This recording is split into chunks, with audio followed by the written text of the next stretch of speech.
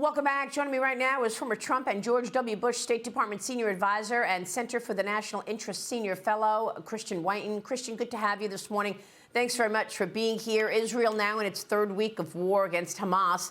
Concerns are growing over a widening conflict, and the Israeli Defense Forces are saying this morning that it's struck 4 Hezbollah areas. I want to get your take on specifically how you see this playing out. As we understand, the administration is trying to get Israel to stall on its ground offensive into Gaza.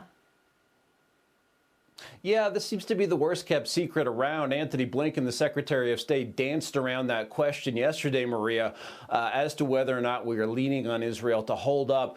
You know, my heart goes out to the families of these hostages and the hostages themselves, but what are we exactly hoping to accomplish in negotiations? I know we've gotten a couple out. That's great. It seems like we're being strung along by Hamas.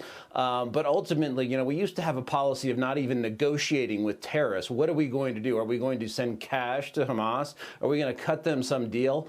You know, when we started World War II, Japan had a very large number of U.S. hostages, if you will, prisoners of war. They treated them terribly. Remember the Bataan Death March. It didn't stop us from taking the war to the people who had started the war, and to lean on Israel to remove any element of surprise, to allow Hamas to build up whatever defenses, formidable defenses they're likely doing, I think is wrong. And it also sends a bad signal about what's going to happen at the end of this war, because Israel can talk about going in and degrading Hamas, but realistically, you're going to have a different political order enforced on Gaza. And it's already seeming like the Biden administration is not going to have Israel's back on that.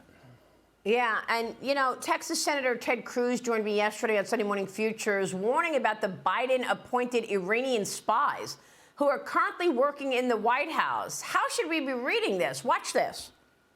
3 of Rob Malley's top advisors, his inner circle, that he relied on, were Iranian operatives. They were recruited by the government of Iran.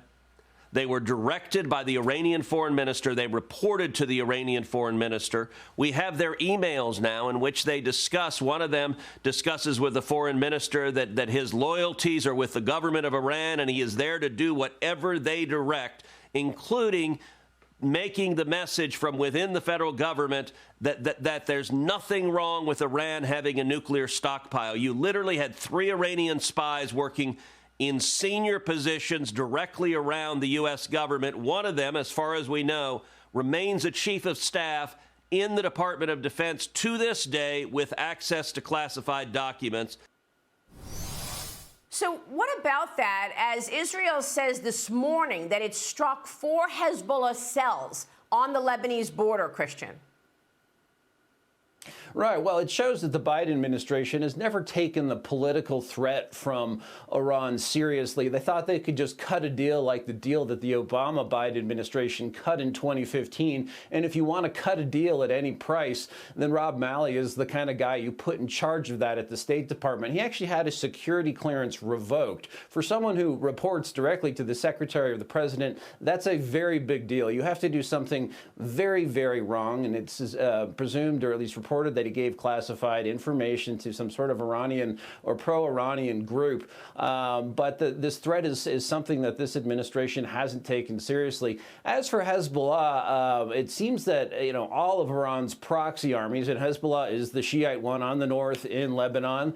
The Houthi, of course, also firing some missiles. They're over in Yemen, another Iranian proxy army that is essentially at war, or at times at war, with Saudi Arabia and the UAE, two U.S. allies. I think they're under pressure from Iran to open another front, or appear to do so. We'll see if they do so. Prime Minister Netanyahu has been extremely clear that Lebanon and Hezbollah will face dire consequences if they really do engage seriously. All right, Christian, thanks very much for weighing in there. Christian Whiton joining us.